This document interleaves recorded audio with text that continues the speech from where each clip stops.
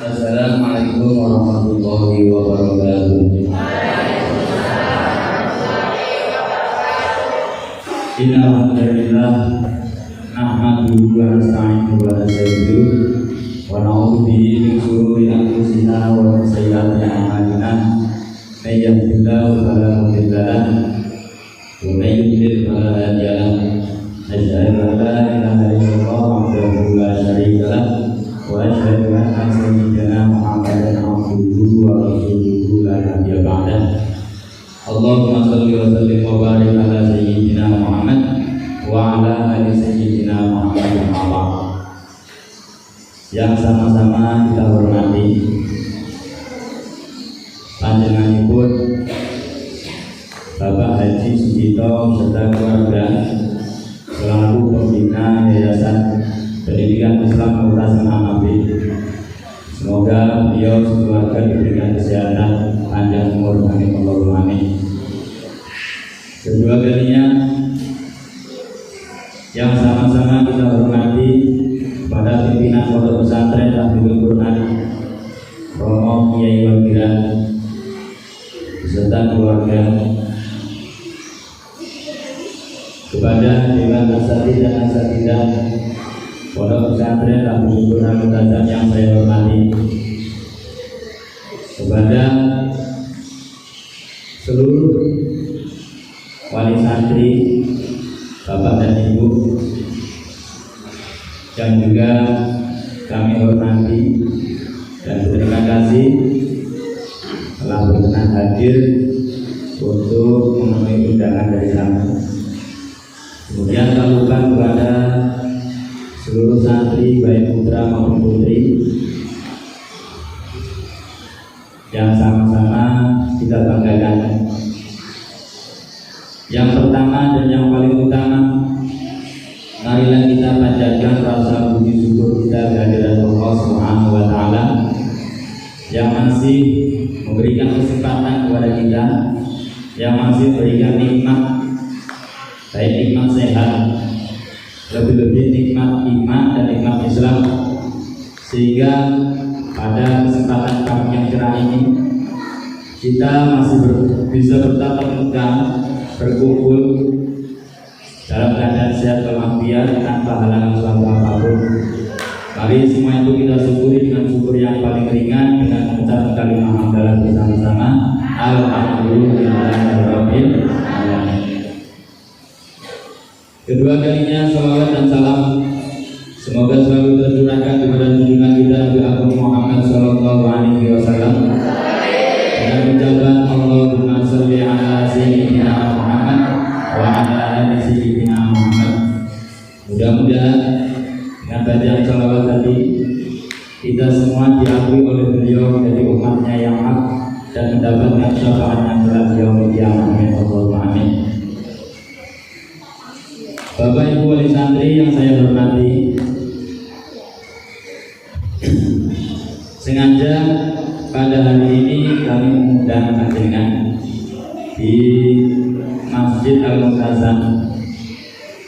Yang pertama dalam rangka pembagian rapor semester genap baik madrasah diniyah maupun tahfidz, sekaligus penjemputan para santri karena penentukan pesantren kilat pada bulan Ramadan yaitu 15 hari. Alhamdulillah dari hari pertama sampai hari ke-15 sampai saat ini diberikan kelancaran oleh Allah, sehingga rangkaian kegiatan di pondok pesantren berjalan dengan lancar. Kemudian Bapak Ibu yang saya hormati, sesuai yang disampaikan oleh wakil pondok tadi, benar adanya bahwasanya kegiatan daripada putra putri panjenengan di sini sudah full, ya. Artinya tidak ada waktu santai-santai terbuang sia-sia. Mulai bangun tidur sampai tidur lagi itu terjadwal. Bahkan ustaz dan ustazahnya ketika mau tidur keliling ngontrol, memastikan betul-betul tidur apa belum. Kiranya nggak ngaji, nggak terus belum tidur. Begitu juga nanti bangun sampai kegiatan di sekolah dimantau. Ketika terjadi laporan ada yang nggak masuk, jadi ustaz dan ustaz langsung ngapal, dicek di sana. Karena merasa punya tanggung jawab yang diberikan dari Bapak Ibu wali santri. Jadi kalau ada yang bilang pondok pesantren tidak ada kegiatan, itu tidak perlu kita percaya. Artinya jangan mudah terpengaruh dengan orang lain yang belum tentu tahu dengan kegiatan pondok pesantren kita. Itu mempengaruhi nanti semangat panjenengan dalam mendukung putra putri panjenengan di sini. Makanya penting, ya. Bapak Ibu wali santri yang saya hormati,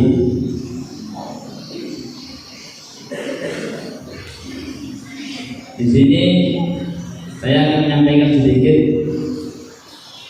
beberapa kewajiban dari seorang wali atau orang tua kepada putra putrinya, seorang anak terhadap orang tuanya, dan juga orang tua dan anak terhadap guru atau ustadznya. Jadi orang tua itu memiliki kewajiban terhadap anak. Yang pertama, memandaikan, meminterkan. Artinya meminterkan itu jangan biarkan putra putri kita itu tidak belajar sama sekali. Dididik dengan ilmu keagamaan, dididik dengan ilmu umumnya sebagai bekal untuk masa depan putra putri kita. Makanya kewajiban seorang ibu, seorang bapak terhadap anak satu, ya, jika bapak ibunya merasa tidak mampu untuk mendidik sendiri, mengajar sendiri, nah, itu berkewajiban untuk mendidikan putra putrinya kepada orang lain yang sekiranya dapat dipercaya, baik di sekolah-sekolah, di taman pendidikan Al-Quran, di madrasah dunia, maupun di dalam pondok pesantren. Penting. Oke. Kalau kita hanya mengandalkan pendidikan formal, sekolah tok, sekolah mawon, boten mondok, untuk zaman akhir seperti ini, ulama boten yakin. Wong kadang anak itu masih di pondok kan, akhirnya belum tentu baik, apalagi hanya di luar pondok. Dan perlu panjenengan ketahui bahwasanya pondok pesantren merupakan pondok atau lembaga tertua di dunia, lembaga pendidikan tertua. Bahkan sebelum Belanda masuk ke Indonesia, pondok pesantren sudah ada. Cuma kurikulumnya belum tertata formal ini. Ya, ngaji, gelandongan, sorogan, belum tertulis data santri lengkap, ada rapor tidak ada. Tapi alhamdulillah, ya, outputnya para santrinya jadi orang besar semua. Makanya metode dari pondok pesantren itu harus tetap kita lestarikan, karena sudah terbukti bahwasanya pondok pesantren itu, ya, telah mampu mengeluarkan generasi yang tangguh, yang bagus akhlaknya. Bayangkan di Indonesia ini tidak ada pondok pesantren, bisa terjadi kehancuran di Timur Tengah, di Libanon, di Syria. Kita aman karena masih banyak pondok pesantren. Dan di setiap pondok pesantren itu pasti menanamkan yang namanya cinta terhadap tanah air. Kalau ada pondok pesantren yang menanamkan kebencian tanah air, itu pondok pesantrennya berarti bisa dipakai bukan Ahlus Sunnah wal Jamaah, yang bukan murni lahir dari orang-orang Indonesia. Tapi kalau pondok pesantren lahir dari Indonesia seperti Nahdlatul Ulama, seperti Muhammadiyah, insya Allah moderat, insya Allah selalu menanamkan kecintaan terhadap Indonesia. Oke. Yang pertama, wajib menyekolahkan, ya, membuat anak itu pintar supaya putra dan putri dengan tahu arah, ya, jadi tahu mana yang baik, mana yang buruk, mana yang tidak baik dan mana yang baik. Seandainya panjenengan salah menempatkan anak, salah menitipkan anak di suatu lembaga tertentu, itu yang bereset panjenengan, yang rugi panjenengan. Makanya bagi seorang anak sama ibu bapak itu wajib hukumnya ketika mau memondokkan, mau menyekolahkan, ikhtiar, istiqoroh, jangan asal sekolah, jangan asal masuk pondok pesantren. Kita cari dulu informasinya, guru-gurunya dari mana, yang diajarkan kira-kira materi atau bab aja apa aja, penting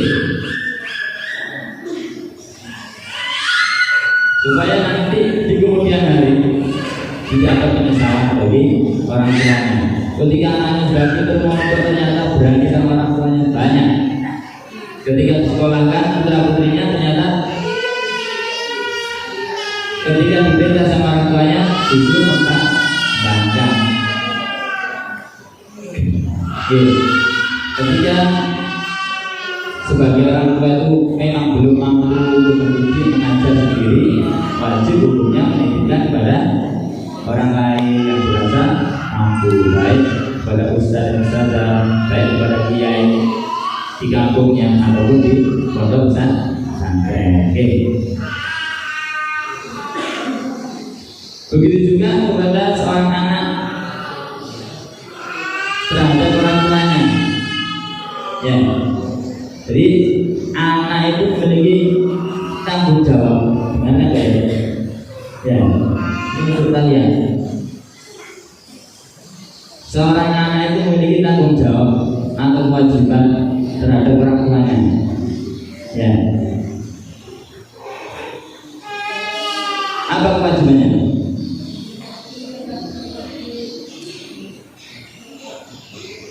Kewajiban seorang anak terhadap orang tua itu menjaga, ya, menjaga jasmani dan rohaninya, menghormati,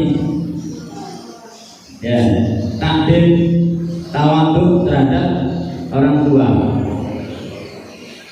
Jangankan kalian lewat di depan orang tuanya dengan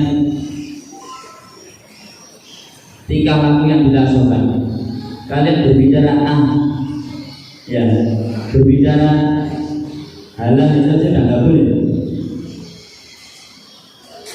Makanya setiap perintahnya orang tua selagi tidak bertentangan dengan syariat wajib untuk dituruti. Anak sekarang diperintah di warung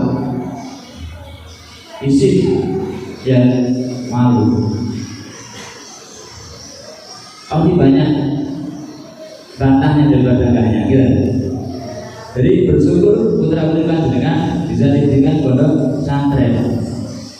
Jadi kalau hanya mengandalkan sekolah, ya jauh pendidikannya. Saya sudah di sekolah itu lebih banyak untuk mengajar, bukan pendidikan. Pengajaran itu transfer ilmu, paham orang serah. Pendidikannya hanya berapa persen? Tapi kalau di dalam pondok itu pendidikannya yang diutamakan daripada pengajaran. Lebih ke praktek cara sopan santun, cara berbicara kepada temannya yang baik bagaimana, cara berbicara dengan orang yang lebih rendah, lebih usianya lebih di bawahnya bagaimana? Berbicara dengan orang yang lebih tua dari kita bagaimana? Berbicara dengan guru, pada orang tua, itu diajarkan, suruh praktek. Ketika nggak mau praktek yang terus kena hasil, dimarah sebagai bentuk peringatan. Dan itu waktu. Tapi kalau sekolah kan pasti terbuka. Makanya tugas daripada ustaz dan ustazah itu ekstra. Setiap hari mau 24 jam. Dan itu sampai panjang betul bersyukur. Nah, ini perlu dia tidak. Pokoknya bersyukur. Karena apa? Banyak orang yang kaya yang seharusnya bisa mondokkan usaha punya ternyata nggak bisa. Tapi kan alhamdulillah mampu meskipun susahnya itu dari bayar. Memang itu kembalinya ke usaha punya dengan sama. Ustaz dan ustaz dari juga sama ketika mondok. Belum lagi bisa jual duit dibayar. Soalnya belum bisa cari uang sendiri. Memang sudah menjadi tanggung jawab orang tua untuk menafkahi anaknya ketika mencari pikiran, sekolah dan sebagainya. Itu kewajibannya orang tua. Dan yang bayar dia dibayar supaya ilmunya berkah. Sama dengan kalau pesantren itu. Meskipun orang tua utang pernah dua alami. Mulai dulu sampai mantul asli tasik, ya masih kepingin di pondok orang tua banyak pulang. Dan pulang aja deh. Waktunya di rumah. Udah lama mondok. Orang tua sudah fisiknya udah mulai lemah. Dari ekonominya juga susah. Dengan berat hati pulang. Seandainya orang tua cuma mampu, malah saya masih betah di pondok. Enak di pondok, bisa dekat sama kiainya. Setiap hari bisa memandang wajah beliau, bisa salaman. Jadi hati itu gak bisa menjadi keras. Karena 40 hari kita tidak bisa memandang wajah ulama atau kiai atau bersentuhan bersalaman. Hati itu jadi gelap, keras. Dinasihati, dikasih tahu benar, gak mempan. Tapi kalau hati itu lembut, dikasih tahu, dinasihati langsung menyesuaikan. Makanya putra putrinya didukung terus, disemangati supaya belajarnya juga nyaman, tidak pikir ekonomi keluarga. Yang berbaca mikir panjenengan, putranya dari sini. Kalau waktunya ada waktu ngirim, jangan dikirim ya transfer. Dan anak itu biar betul bingung. Tapi bagi anak juga harus tidak boleh boros, harus tahu diri ya. Jadi usaha bapak ibunya di rumah apa disesuaikan, jangan malah boros, supaya mencari rezeki di rumah itu semangat, disesuaikan dengan kegiatan di sini ngajinya juga semangat betul ya, jangan waktunya ngaji banget itu, supaya setiap hari bisa nambah hafalannya semakin banyak. Harus ada targetnya dalam 3 tahun hafal atau berapa tahun. Jangan ada target 2-3 tahun, 4 tahun, 5 tahun sajul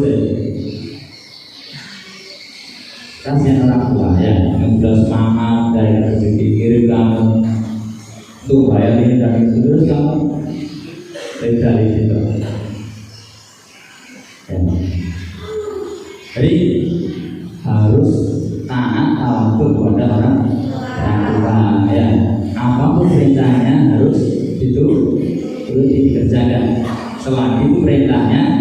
tidak bertentangan dengan syariat, dengan agama.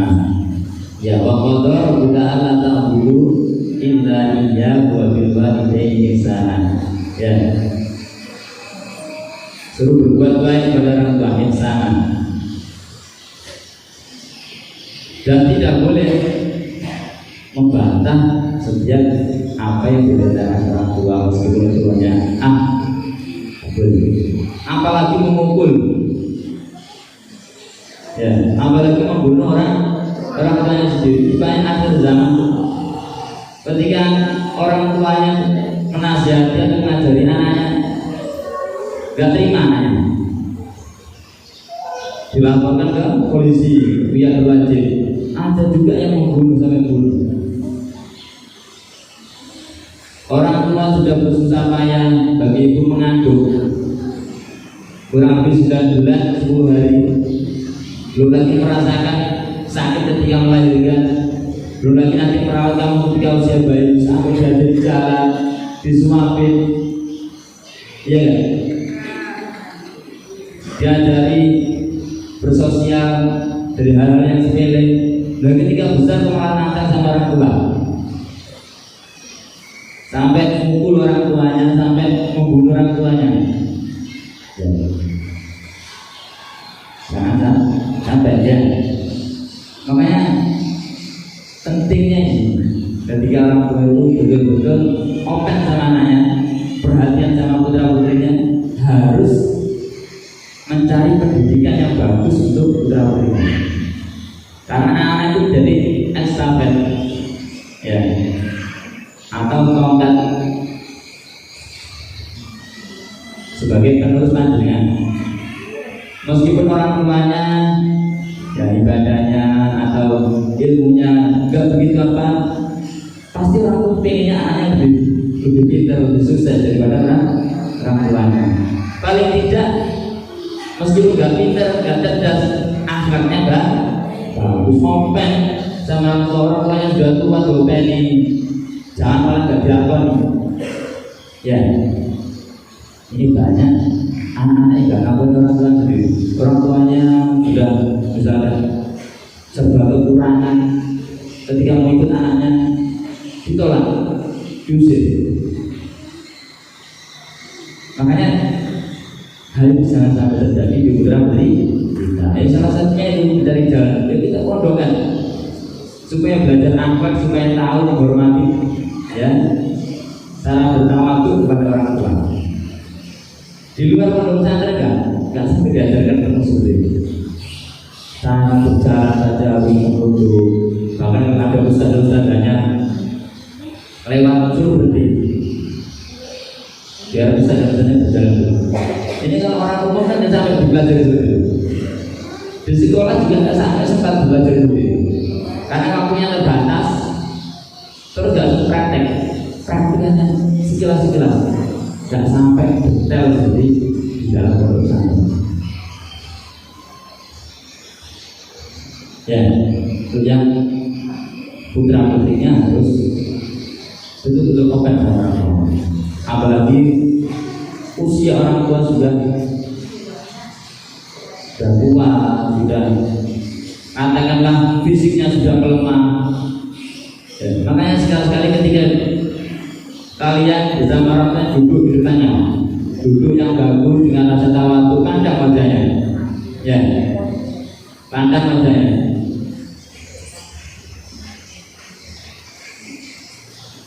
Bandingkan ya wajah orang tuamu saat kamu masih kecil dengan wajah sekarang, pasti sudah fisiknya sudah melemah, kulitnya sudah meriput, ya. Makanya berbakti pada orang tua wajib, karena kamu ada di dalam orang tuanya, karena bersusah payah sampai besar, biaya berapa, ya, dengan usaha apapun tetap berusaha punya anak. Makanya ketika kalian sukses, ketika sudah dipondokkan tahu ilmunya, harus berbakti pada orang tua, jangan sampai lupa orang tuanya. Oke.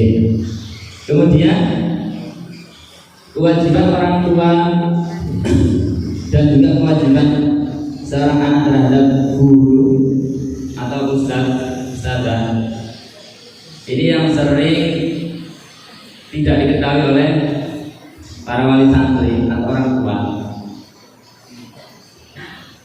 sehingga banyak anak ketika mondok, ketika sekolah ilmunya kurang berkah,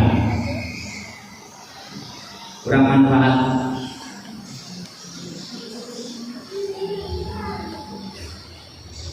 Jadi orang tua, wali santri juga punya kewajiban terhadap gurunya anak.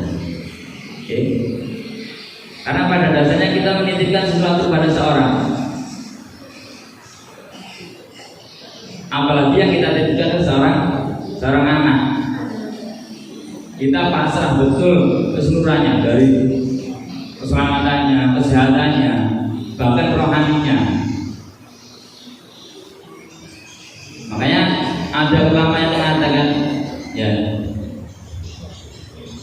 seorang murid atau seorang santri misalkan suruh mematuhi, ya ada dua perintah. Jangan dua perintah, satu perintah dari orang tuanya, satu perintah dari gurunya, harus wajib mendahului perintah dari gurunya. Karena guru atau ustaz dan ustazah atau kiai ulama itu bukan hanya mengurusi bagian jasmani, tapi bagian rohani, mengenalkan mereka putra putri dengan terhadap Allah supaya lebih dekat, akhlaknya lebih baik, kenal Rasulullah. Tapi kalau orang tua condongnya lebih menafkahi, condongnya lebih kesehatan jasmani. Tapi kalau guru rohani, bagian dalam, makanya tanggung jawabnya lebih besar.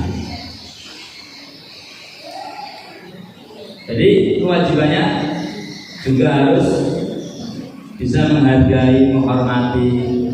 Artinya apa yang menjadi kewajiban seorang murid itu juga berlaku terhadap orang tua atau wali santri. Misalkan adanya tata tertib, ikut mentaati. Apa tata tertib pondok ini? Padahal itu berlaku terhadap santrinya. Itu secara otomatis juga berlaku terhadap wali santri. Oh, ini waktunya berjumuah, ini waktunya apa?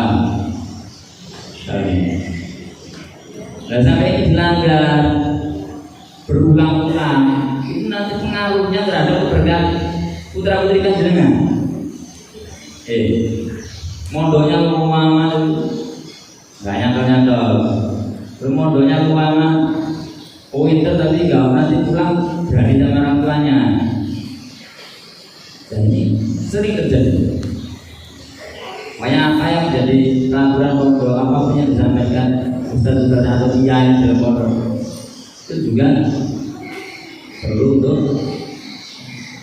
diperhatikan dari orang tuanya.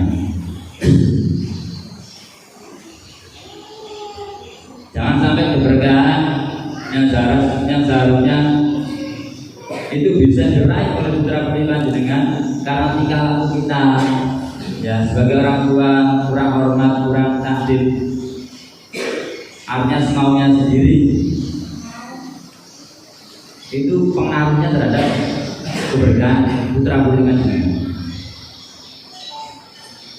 Karena kita di sini membabat saja. Hitungannya di sini itu memang dari awal kita menanamkan untuk generasi santri. Dari awalnya kita nekat sedikit lagi, nekat karena sana sudah berbatasan Jambi. Hitungannya yang paling ujung. Ya, syukur-syukur nanti kalau sana ada pondok pesantren lagi, alhamdulillah. Ya, semakin banyak pondok pesantren semakin aman. Jadi pemerintah semakin senang, gak repot ngurusi orang-orang yang aneh-aneh. Kalau santri kalau dalam segala peraturan pasti banyak ngantuknya daripada enggaknya. Sekarang sudah digundeng kita baru. Coba kalau semuanya masyarakat mondok semua, pasti jangan semua berbeda. Nah, makanya semakin banyak pondok pesantren, pemerintah justru semakin senang. Seperti ceritanya Syekh Abdul Qadir Al-Jailani. Syekh Abdul Qadir Al-Jailani punya tetangga orang Yahudi. Dan rumahnya orang dulu sama orang sekarang beda. Orang dulu satu tembok, sampingnya sudah rumah orang. Artinya satu tembok untuk dua rumah.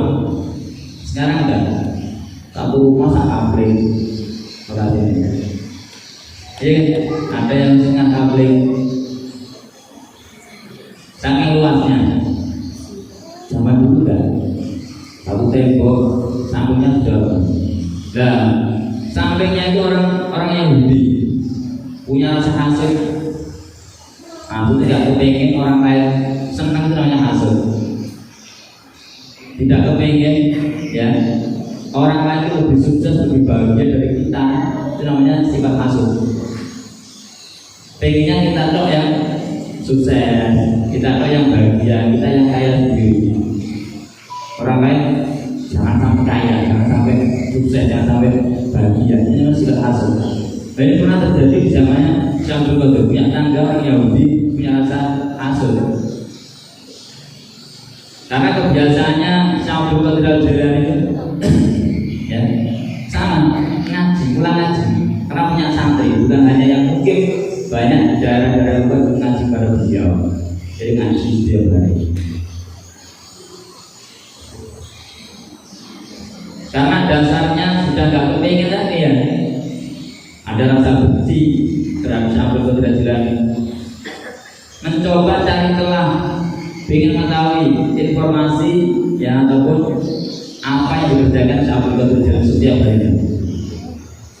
Sehingga orang Yahudi tadi akan melobangi tembok, melobangi. Nah, itu bertepatan pas di dapurnya Syekh Abdul Qadir Al-Jailani.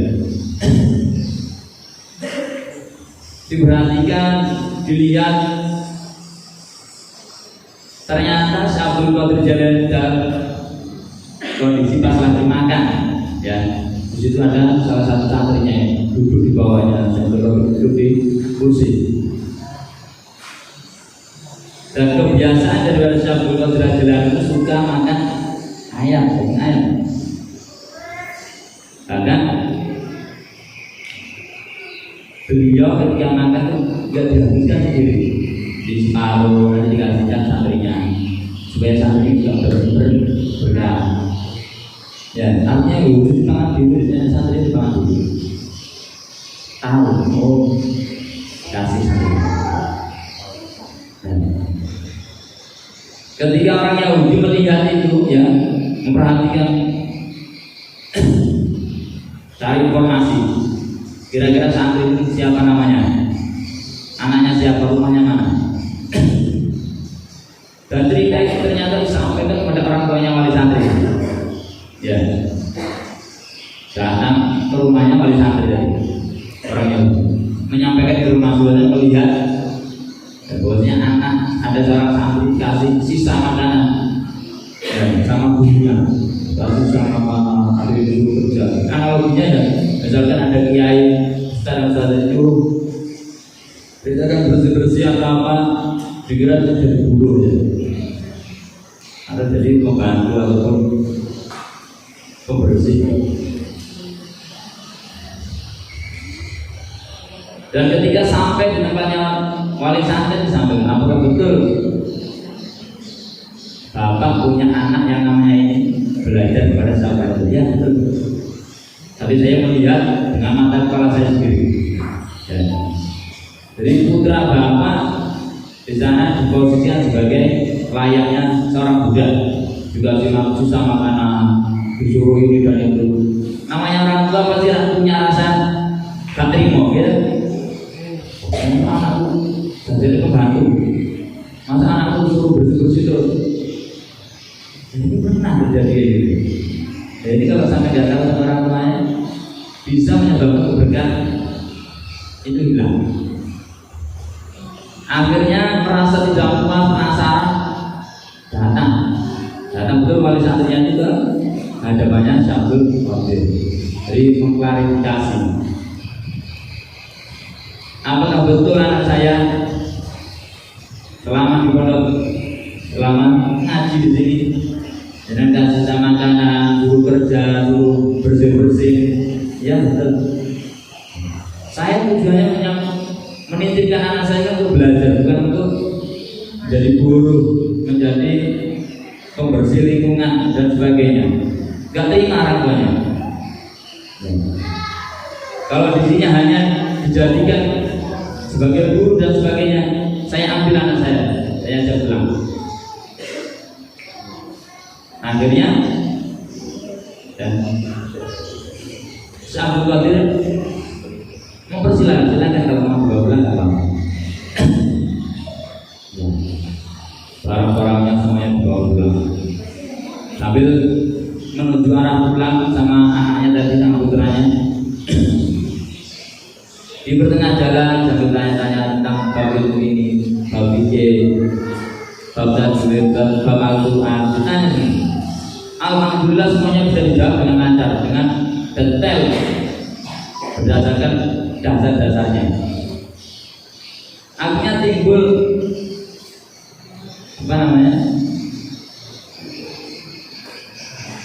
sesuatu yang mengurungkan niatnya untuk membawa pulang anaknya. Ternyata anak saya pintar, bisa menjawab segala ilmu atau pertanyaan yang saya sampaikan. Jadi niatnya yang mau ngajak pulang itu diurungkan kembali, putar balik. Ternyata kamu diajarkan segala bidang ilmu di sana.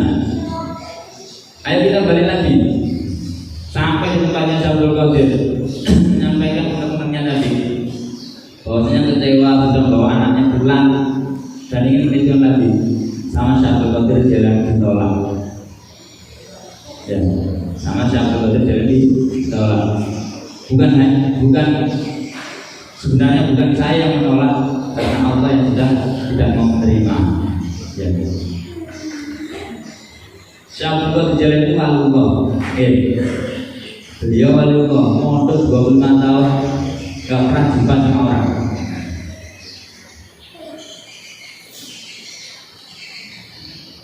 Karena apa? Allah sudah menutup ataupun pintu ilmu dari hati sang anak, karena tingkah laku daripada orang tuanya yang semena-mena, tidak tahu tata tertib, yang suhudzon sama gurunya, ustaznya. Jangan-jangan anak saya di sana nggak diajarkan, nggak diulang. Jangan-jangan anak saya di sana cuma suruh bersih-bersih saja, nggak diajarkan ilmu, nggak diajarkan akhlak. Ampun ya, jangan ya. Harus mengedepankan mudah kalau terhadap guru. Itu juga seorang murid ya. Jangankan kita melihat dengan mata kepala ya kita aib seorang guru, kita nampak betul misalnya kekurangan guru atau ustaz di depan kita. Kita tidak boleh berkeyakinan bahwa itu harus tetap kita tutupi, harus kita kedepankan husnudzon. Karena nanti pengaruhnya itu berkali tadi. Kalau kita tahu kekurangannya guru, kita ubarkan sama orang lain guru itu, kita ubar, kita sampaikan ke orang lain, atau sesuatu yang malah belum tentu kejelasannya, belum nampak, belum tahu ilmunya, kita suzon, kita berprasangka buruk. Meskipun santrinya, putra-putrinya mondok puluhan tahun aja. Kalau orang tua punya rasa uzon, santrinya juga demikian, sudah berkah. Jadi ilmu yang sudah diajarkan tidak ada gunanya. Makanya sebagai orang tua betul-betul hati-hati betul kepada siapa. Jadi yang menjadi guru anak itu siapa aja, harus juga tidak perlu dimuliakan dan berani. Meskipun sebagai seorang guru atau seorang ustaz itu tidak boleh mengharap pengagungan atau kemuliaan dari orang lain. Artinya tinggal balik, guru ataupun ustaz kiai nggak boleh mengharapkan kemuliaan dengan jadi orang lain. Artinya kita harus tahu hak dan kewajiban seorang wali santri, kewajibannya apa, haknya yang harus diterima apa. Dan kewajiban harus taat terhadap peraturan yang berlaku pada putra putrinya. Haknya apa? Dia mendapatkan putra putrinya pengajaran pendidikan di sini. Begitu juga sebaliknya. Kewajiban seorang guru atau murid atau seorang ustadz apa? Yaitu mengajar putra putrinya atau santrinya. Haknya apa? Sama, saling mengisi, saling berkesinambungan. Oke, supaya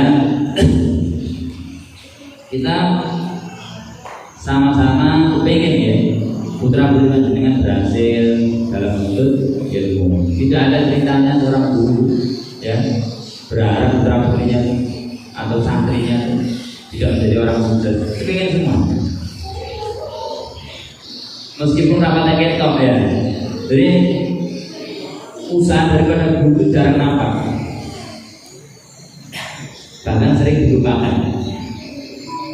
Ya kan? Baik dari santrinya sendiri maupun dari wali santrinya. Ketika sudah sukses, sudah lupa sama gurunya siapa yang ajarkan akhlak, yang ajarkan amanah dari awal siapa. Padahal itu dasar. Atau ketika sudah lulus ya ini, kelas 3, banyak semacam lulus gak pamit. Ya cuma anaknya di sini dititipkan 3 tahun, ada yang 6 tahun.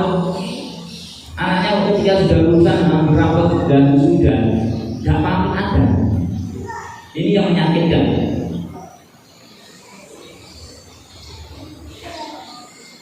Harusnya kalau memang santrinya muridnya nggak tahu, itu kewajiban orang tua. Ayo dok pamit dulu. Dulu ketika masuk silaturahmi datang dengan baik, titip sama baju kita pada ustaz dan ustaz yang lain. Ayo ketika pulang juga pamit yang baik. Artinya berterima kasih sudah merawat mendidik putra putrinya di sini. Jadi jarang terjadi ya. Mungkin kalau 1000 banding 1 yang orang tua tahu sampai seperti itu.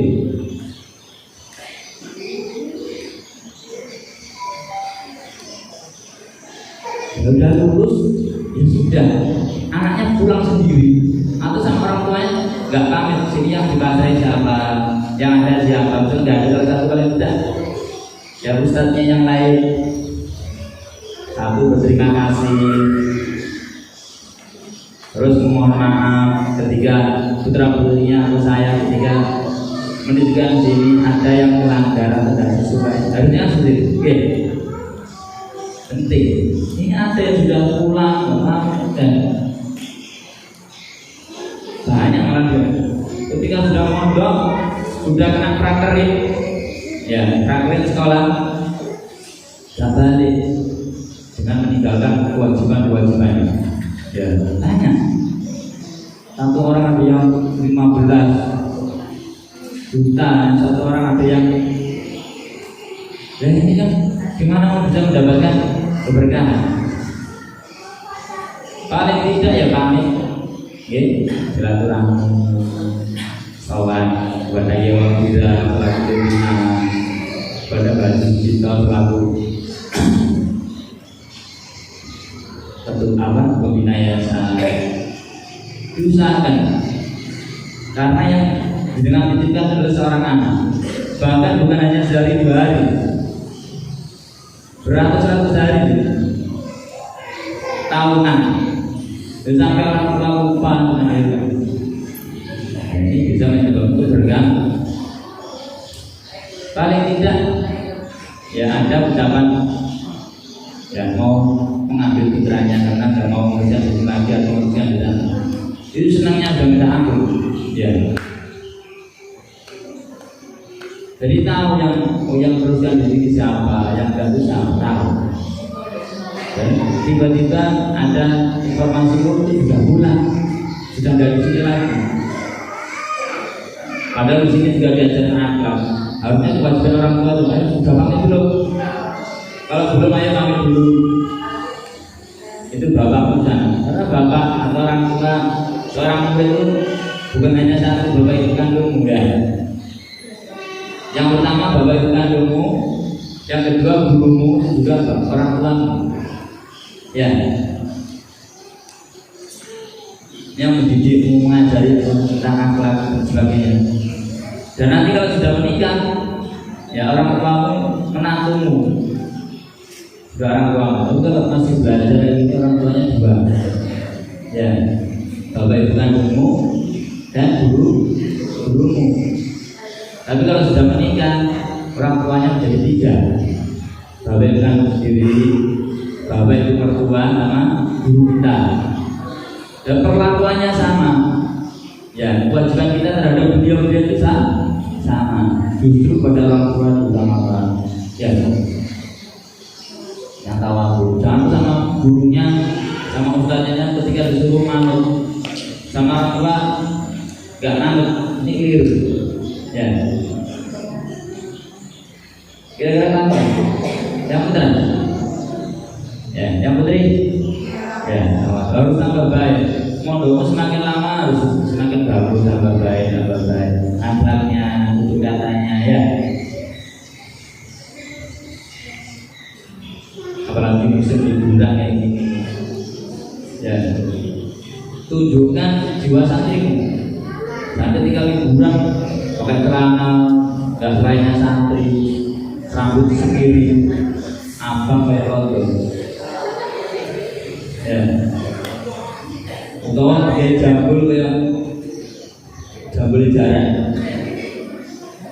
Jangan. Artinya tunjukkan apa yang kamu dapat ilmunya di pondok itu juga dipraktekkan dalam kehidupan sehari-hari di masyarakat. Biar orang tuamu itu bangga. Ya. Kalian pondok sini sudah diajarkan tenaga, pulang rambut semir abang, katok, kewokan. Itu sama halnya mempermalukan orang tua. Isi ngomong, mondok sananya sopo ya. Untuk 3 tahun muntasir prejengannya sing kena buke. Pondoknya sing kena. Padahal enggak pernah kan buke. Itu ya. Nah ya. Jadi ada kewajibannya masing-masing orang tua terhadap anak terhadap orang tua, dan orang tua dan anak terhadap guru daripada anaknya. Terus yang terakhir, minta kepada bapak ibu wali santri seperti yang disampaikan sama waktu tadi, tolong ketika di rumah putra-putrinya juga dibimbing, artinya diarahkan untuk melancarkan murojaah, ulang-ulang hafalannya yang didapat. Selama ibu liburan, nggak usah nambah dulu. Ya, kamu fokus ke murojaahnya, dilancarkan. Yang dapat 1 juz, 2 juz, 3 juz, 5 juz, 8 juz, ya fokus ke murojaah, ulang-ulang melancarkan. Alhamdulillah kita belum genap 1 tahun santri yang baru masih berapa 8 bulan mulai benar belum boleh.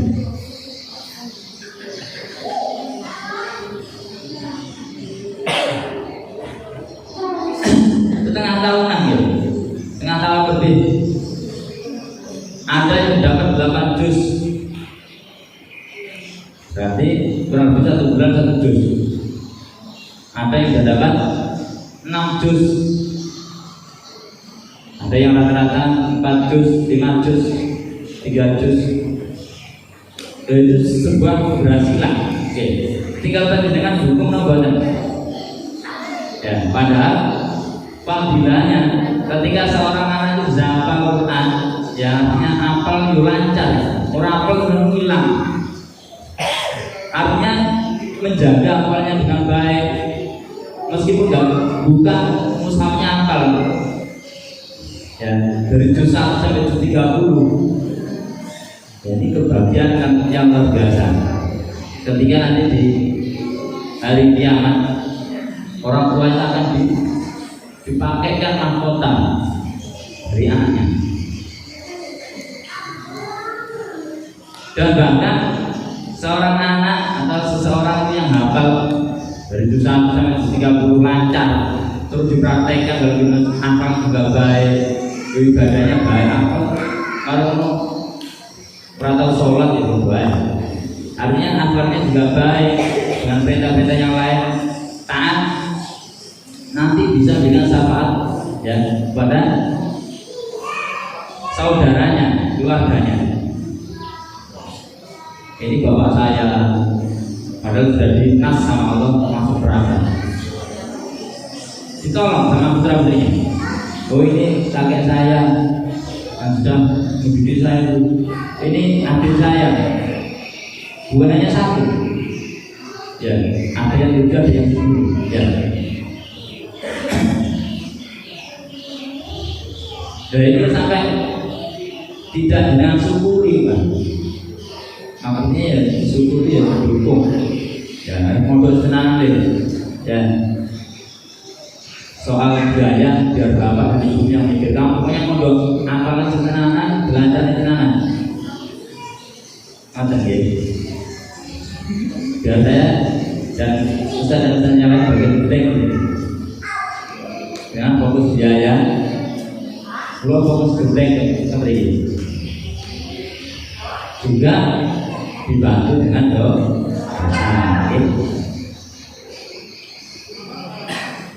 Di selain itu juga fadilahnya orang yang hafal Quran nggak akan busuk jasadnya. Banyak kita ketahui ketika penggalian makam jasadnya masih utuh, bahkan kain kafannya itu masuk surga, enggak busuk. Itu bisa jadi karena ahli sholawat yang satu ahli Quran. Lalu pengen bosok ya, buat tinggalnya Quran ya. Seminggu terus ya rupon. Lalu Quran kalau pegang, jadikan pemimpin. Ya, Quran jadikan pemimpin. Kita ngikuti dari makmum. Quran bilang ini benar kita ikut. Quran bilang ini gak baik kita ikut. Ya, jadikan pemimpin betul. Jangan taruh belakang dari makmum. Quran beratur. Ya, ini salah. Makanya penting. Oke. Terus informasi yang terakhir, Bapak Ibu wali santri yang saya hormati, informasi untuk libur santri mulai hari ini tanggal 28 April sampai dengan 18 Mei, artinya kurang lebih 3 minggu putra putri panjenengan bersama panjenengan di rumah. Oke, kurang lebih 3 minggu. Nanti tanggal 19-nya kalau tidak ada perubahan jadwal sudah mulai belajar formal, artinya sekolah MTS dan SMP sudah masuk seperti biasa. Jadi kurang lebih ya seminggu setelah lebaran. Jadi selama di rumah dan dalam lebaran ini diarahkan dibimbing dengan baik. Terus mulai tanggal 3, mulai tanggal 3 sampai tanggal 8 itu ada kegiatan daring ya, belajar dari rumah. Belajar dari rumah itu masih aktif. Jadi dipantau putra putrinya ketika pengerjaan secara daring. Jangan ketika minta HP terus dibuat main aja. Pantau. Biasanya nggak lama. Habis kirim soal, ada kirim pekerjaan sudah selesai. Terus sampai berhari-hari dari mulai pagi sampai sore itu berarti bukan mengerjakan soal, itu mainan. Takutnya main TikTok nanti. Ya. Jadi bantu ya. Diawasi ketika pakai. Bila perlu kalau memang tidak ada jam, nggak usah difasilitasi, ya disuruh ngaji. Mumpung dulu. Oke. Saya kira informasi yang saya sampaikan itu nanti setelah ini sebelum dia pembagian rapat untuk yang putra salaman dengan ya Ustaz yang baik di sini sana ya. Terus yang putri juga demikian. Ya, terus balik lagi, kemudian nanti pembagian rapor langsung kepada wali santri. Oke. Saya kira cukup itu kurang lebihnya. Mohon maaf, saya akhiri. Wassalamualaikum